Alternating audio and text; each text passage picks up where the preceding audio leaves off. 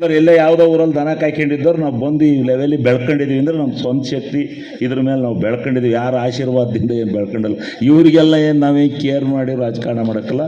ತಮಟೆ ಹೊಡೆಯೋದು ಗೊತ್ತಿದೆ, ಈ ಜಿಲ್ಲೆ ತಮಟೆ ಹೊಡೆಸೋದು ಗೊತ್ತಿದೆ.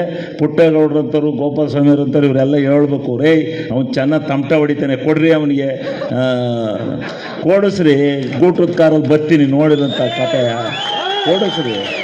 ಆಮೇಲೆ ನೋಡ್ರಿ ಈ ಜಿಲ್ಲೆ ರಾಜಕಾರಣನ ಯಾರು ಸುಮ್ಮನೆ ಏನಾಗುತ್ತೆ ರೀ, ಒಬ್ಬ ಗೆದ್ದಿರೋದು ಗೆದ್ದಿಬೇಕು. ಏನೋ ಕಾಂಪಿಟೇಷನ್ ಐತೆ ಅಂದರೆ ಬೇಡ. ಅಂಥ ಪ್ರಬಲ ದೇವೇಗೌಡರ ಕುಮಾರಸ್ವಾಮಿಯವರ ವಿರುದ್ಧ ಶರಣದು ಬಂದು ಈಚೆ ಕಡೆಗೆ ಬಂದ್ರಪ್ಪ. ನನ್ನ ಹತ್ರಲ್ಲೂ ಬಂದು ಭಾಷಣ ಮಾಡಿದ್ರು ಗಣೇಶನ್ ಪೋಸ್ಟಲ್ಲಿ. ಸೋಲ್ಸಿ ಅಂದರು. ಏನಾಯ್ತು ಸೋಲ್ಸಿದ ಜನ ಸೋಲ್ಸಿ ಅವನ ಮುಖ ನೋಡ್ಬೇಕು ನಾವು ಸೋತದ್ದನ್ನು ಅಂತ ಹೇಳಿ ಸೋಲ್ಸಿ ಅಂದರು. ಆತ ವೀಲ್ ಚೇರ್ ತಗೊಂಡು ಊರೂರಿಗೆ ಹೋದರು. ಏನಾಯ್ತು? ಏನಲ್ಲ, ನಮ್ಮ ಕೆಲಸ, ನಮ್ಮ ಹೋರಾಟ, ಜನದ ಭಾವನೆ ನಮ್ಮ ಮೇಲಿತ್ತು, ಗೆದ್ದಿದ್ವಿ. ಅದಲ್ಲ ಪ್ರಶ್ನೆ.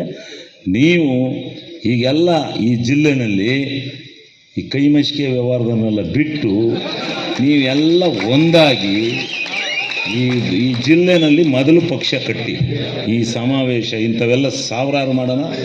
ಏನು ಬೇಕಾದ್ರೂ ಈ ಜಿಲ್ಲೆನಲ್ಲಿ ತರೋಣ. ಯಾವ ಇದನ್ನು ನಮ್ಮ ಸರ್ಕಾರ ಇದೆ, ನಾವ್ಯಾಕ್ರಿ ಹೆದರ್ಬೇಕು?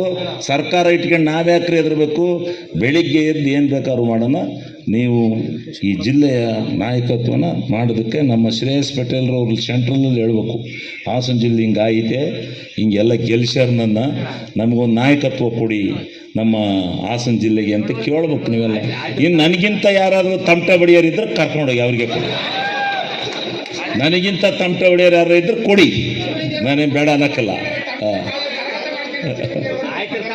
ಒಂದೇ ವರ್ಷ ಆಗಲಿ ಆಯ್ತು.